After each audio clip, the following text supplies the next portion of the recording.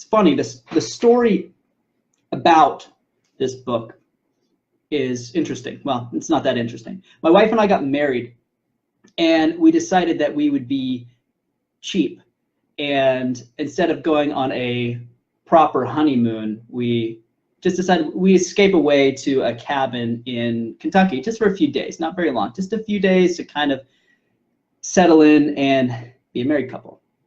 The fun thing about this cabin was that it was up on the side of a hillside, and it had no running water and no electricity. They had a solar panel, but it wasn't a real substantial panel. It could run like this one light that kind of hung above well, it was all one room, but there was kind of like a kitchen table in there. So there's one light that hung above there, and that was the only source of electric light you had.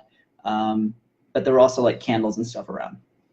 Also, there's an outhouse. I guess that sort of goes without saying with the whole no running water thing. But anyway, so we were there, and not much to do. Again, you know, there's certainly no Wi-Fi there. Cell phones didn't work. So it was literally my wife and I in a cabin with nothing except each other, a pair of binoculars that was good for like bird watching. My wife is apparently into bird watching, things you learn, I suppose. And there were a bunch of books, right? So one book that I found was this one, Letters to a Young Poet. And one thing that I really love to do is look at different styles of art and then see how those things apply to music.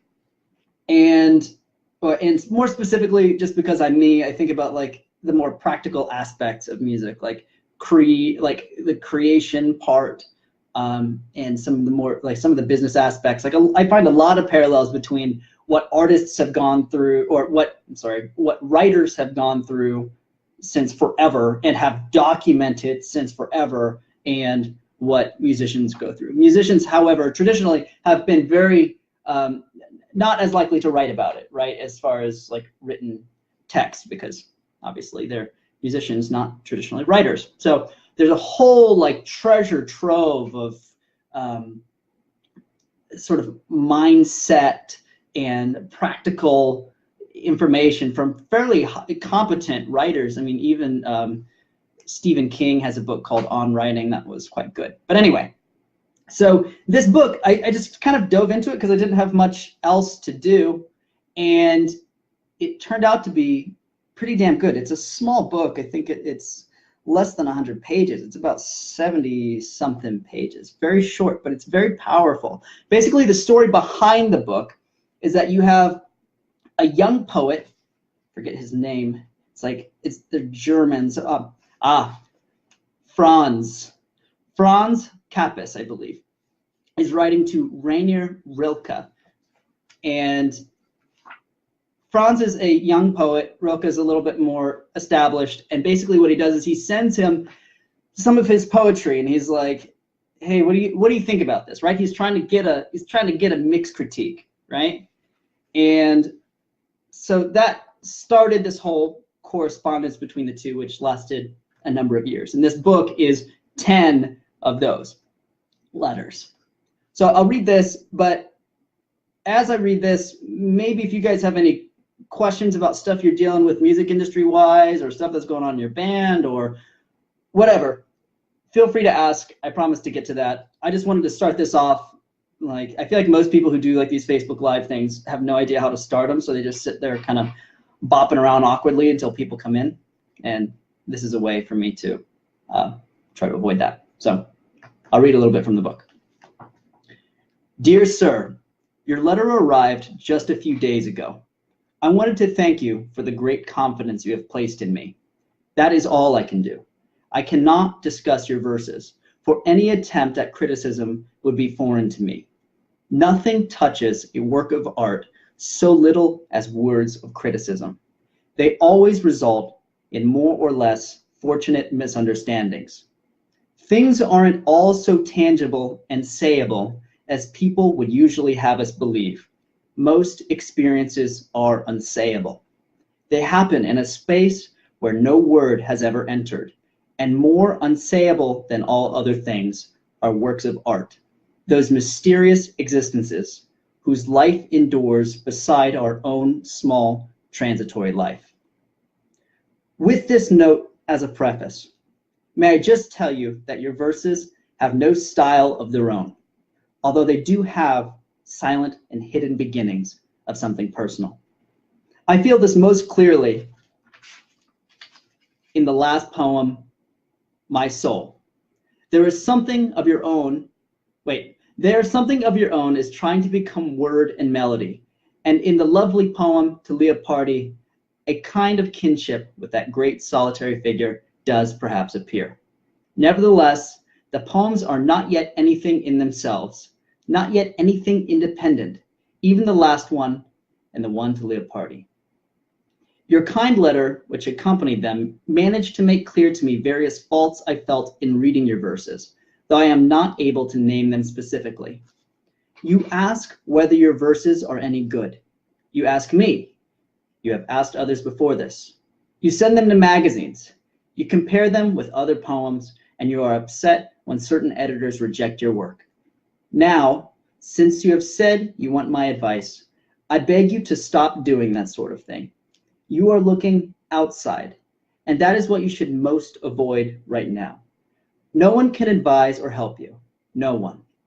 There is only one thing you should do. Go into yourself. Find the reason that commands you to write. See whether it has spread its roots into the very depths of your heart. Confess to yourself whether you would have to die if you were forbidden to write. This, most of all, ask yourself in the most silent hour of your night, must I write? Dig into yourself for a deep answer. And if this answer rings out in assent, if you meet this solemn question with a strong, simple I must, then build your life in accordance with this necessity. Your whole life, even into its humblest and most indifferent hour, must become a sign and witness to this impulse. Then come close to nature. Then, as if no one had ever tried before, try to say what you see and feel and love and lose. Don't write love poems. Avoid those poems that are too facile and ordinary. They are the hardest to work with, and it takes great, fully ripened power to create something individual where good, even glorious traditions exist in abundance. So rescue yourself from these general themes and write about what your everyday life offers you. Describe your sorrows and desires, the thoughts that pass through your mind, and your belief in some kind of beauty. Describe all these Describe all these with heartfelt, silent, humble sincerity. And when you express yourself, use the things around you, the images from your dreams, and the objects that you remember. If your everyday life seems poor, don't blame it. Blame yourself. Admit to yourself that you are not enough of a poet to call forth its riches, because for the Creator, there is not poverty and no poor, indifferent place. Damn. It's a good book. I mean, the whole thing it's verbiage like that. I mean, it's just powerful. The things that I liked about this was something that I've talked about before is that there are stages to artistry, right? And I think that too often people try to get to monetization and business too quickly. I've had people who are videographers who are asking me like, hey, how can I refine my pitch so I can get better clients or more clients or whatever? And I was like, well, okay, well, let me see your work. And the work is not good. And I had to tell him, I'm like, look, man, there's nothing that you could do to your pitch that could make people want to work with you. What you need to do first is develop your craft, right? Then by developing your craft, you decide, you're able to create a product that people will eventually, of course, want to pay for. But even before you develop the craft, I think part of the point that the book is making is that you should decide whether or not this is truly, truly something that you want to be doing. And then once you decide that it is, every moment thereafter needs to be dedicated to the task of developing that. So that's one thing. I think it's like, you have to think about, okay, is this actually really, really, really what I want to be doing? And then if the answer is yes, everything after that has to be in support of whatever that goal. So like, that's like maybe the first half of that bit that I read. The second part that I thought was quite good was that, okay, this part, and I'm relating this in my mind to daily content creation, which I talk about quite frequently. If your everyday life seems poor, don't blame it. Blame yourself. Admit to yourself that you are not enough of a poet to call forth its riches. People, so when I'm talking about creating daily content, I'm saying make 2 to 7 pieces of content. People are like, oh, but I don't really, I don't have much to say. I don't whatever. And really, honestly, if you're working on your project every day, there's something there. There's something to tell a story about. The problem is that you haven't developed your capacity as a storyteller enough to be able to convey whatever that story is. The only way to really do that is to just keep doing it and to be really bad at it for a while. It's just like anything else. You have to be willing to be bad at it and to look stupid so that you can develop that craft over time. So like, I really liked this because it was a reminder to me that even if my everyday life seems poor, there's a story there. And if I don't see it, that's because of me. I mean, if somebody like Casey Neistat can show up every day and make videos about green smoothies and they get millions and millions of views, it's like, okay, maybe there's something in my life that is the equivalent. Maybe there's something that I could do every day to document. Even if I think it's mundane, it's giving others a window into my life, and people are interested in that kind of thing. I mean, I said that the other day. That's why reality TV is so popular, right? It gives people a window into other people's lives. And we like that because we're interested in other people. I mean, that's what being a human is. So, I don't know. Good book.